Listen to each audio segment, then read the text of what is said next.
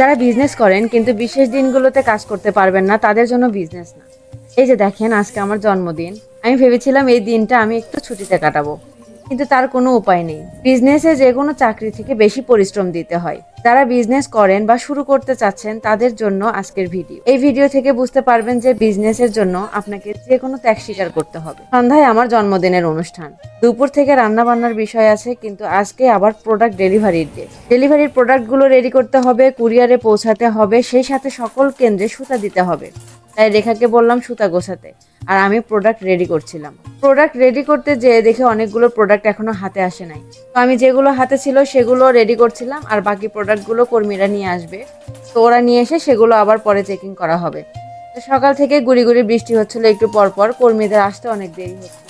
তো আমার হাতে যে প্রোডাক্টগুলো ছিল সেগুলো আমার ডেলিভারি হবে দুপুরের মধ্যে, আমি কুরিয়ারে পৌঁছাবো, কারণ ওইগুলো আমি দিয়ে আসবো। এই জন্য আমি তাড়াতাড়ি রেডি করছিলাম, আর বাকিগুলো বিকেলবেলা আবার কুরিয়ারের লোক এসে নিয়ে যাবে, ওগুলো ওরা রেডি করতে পারবে। এই জন্য আমি তাড়াতাড়ি রেডি করে আমার যে কেন্দ্রে সুতা দিতে হবে সুতাগুলো নিয়ে আমি আমার মতো বের হয়ে যাই। বের হয়ে প্রোডাক্ট ডেলিভারি করে আমি এখান থেকে সুতা দিতে গ্রামে চলে যাব। এইদিকে আমি আমার কর্মীদেরকে ওই জন্য বলে গিয়েছিলাম যে রান্না বান্নার জন্য যে জিনিসগুলো লাগে, যেরকম পেঁয়াজ, আদা, রসুন, এগুলো দিয়ে গেলাম যে কাজ শেষ করে ওরা যেন এগুলো রেডি করে রাখে। আমি বাহিরে গিয়ে দেখি আবহাওয়াটা আস্তে আস্তে ভালো হচ্ছে, অনেক রোদ উঠতেছে বা একটু হালকা বৃষ্টির ভাবটা চলে গেছে। তো খুব ভালো লাগতেছিল আবহাওয়াটা দেখে। আমি ডেলিভারি করে আমি চলে যাই গ্রামে। তো গ্রামে যাওয়ার সময় আমি আমার শাশুড়ি আর ননদ আমার ছেলেকে নিয়ে গিয়েছিলাম। তো ওখানে একটা সুন্দর জায়গা আছে, সুতাটা দিয়ে আমরা একটু ওখানে ঘুরে আড্ডা দিয়ে চলে আসি। সুতা দেওয়ার পরে আমি ওখানে একটা সুন্দর জায়গা আছে রাস্তার পাশে, ওখানে বসে আমরা একটু হালকা খাওয়া দাওয়া করি, খেয়ে ওখানে কিছুক্ষণ আড্ডা দেই, দিয়ে আমরা চলে আসি বাসায়। এসে আমি দেখি যে ওরা প্রোডাক্টগুলো রেডি করে ফেলছে, প্যাকিং করে ফেলছে। তারপরে হচ্ছে ওরা মোটামুটি রান্না বান্নার কাজও একটু গোছায় নিয়েছে। তো আমি এসে রান্না কাজ শুরু করে দেই।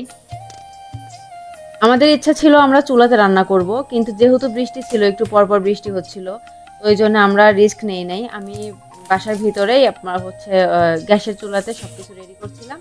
আর হচ্ছে সব রেডি করে নেওয়ার পরে আমরা চুলায় শুধু বিরিয়ানিটা করি, কারণ হচ্ছে চুলায় না দিলে গ্যাসে তো হয় না। আমরা তাড়াতাড়ি করে চুলায় রান্না করে নেই, আর ভয় পাচ্ছিলাম যে বৃষ্টি শুরু হবে আবার। তো রান্না করতে করতে সন্ধ্যা পার হয়ে যায়।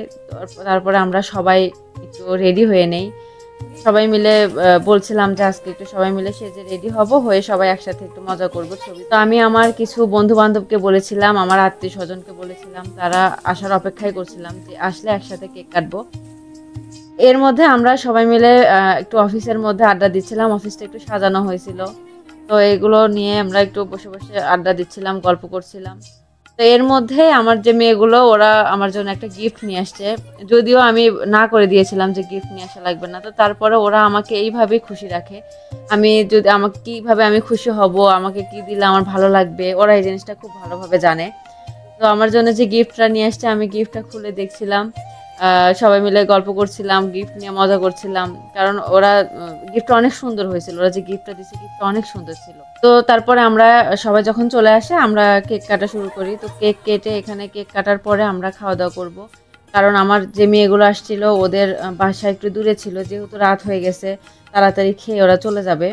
তো ওই জন্য আমরা একটু তাড়াতাড়ি করছিলাম, ওদের তাড়াতাড়ি খাওয়া দাওয়া করায় আমরা ওদেরকে বাসায় পাঠিয়ে দিব, এই জন্য একটু তাড়াহুড়ো করছিলাম। কারণ আজকে যেহেতু কাজও ছিল সারাদিন, এই জন্য অনেক দেরি হয়ে গেছে। আমাদের ইচ্ছা ছিল আমরা হয়তো সন্ধ্যার পর তাড়াতাড়ি একটু প্রোগ্রামটা শেষ করব, কিন্তু সেটা আর হয় নাই, কারণ কাজের চাপ ছিল সারাদিন। তো আপনারা জানেন আমি অফলাইনে ক্লাস করাচ্ছি, অনলাইনেও ক্লাস করাচ্ছি। অনলাইনের ক্লাসটা আমাদের শুরু হয়েছে, সপ্তাহে 3 দিন করে আমাদের ক্লাস হচ্ছে। আর অফলাইনের ক্লাসটা তো আমাদের এখানে ওইটাও সপ্তাহে 3 দিন করেই হচ্ছে, আমার অফিসে হচ্ছে ক্লাসটা। তো ক্লাসটা আমিও দেখি, এবং আমার যে মেয়েটা আছে রেখা, ও বেশি দেখে, কারণ ও হচ্ছে শেখাচ্ছে মূলত। আমি যেগুলো দেখা যাচ্ছে যে আমার দেখতে হচ্ছে আমি সেগুলো দেখছি, কারণ আমি তো ওইভাবে সবসময় সময় দিতে পারছি না।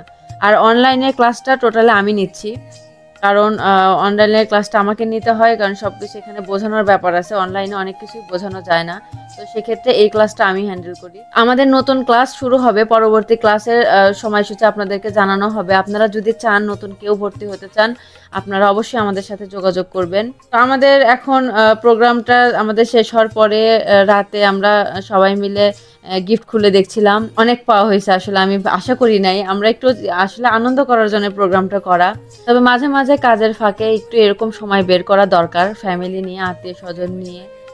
আমার যে মেয়েগুলো আছে তাদের সাথে আমার যে সময়গুলো কাটে তাদের সাথে একটু আনন্দ করা, এই সময়গুলো আসলে বের করা উচিত, না হলে আসলে সবকিছু বোরিং হয়ে যায়। সবাইকে ধন্যবাদ, আবার অন্য একটা ভিডিও নিয়ে আসবো ইনশাল্লাহ।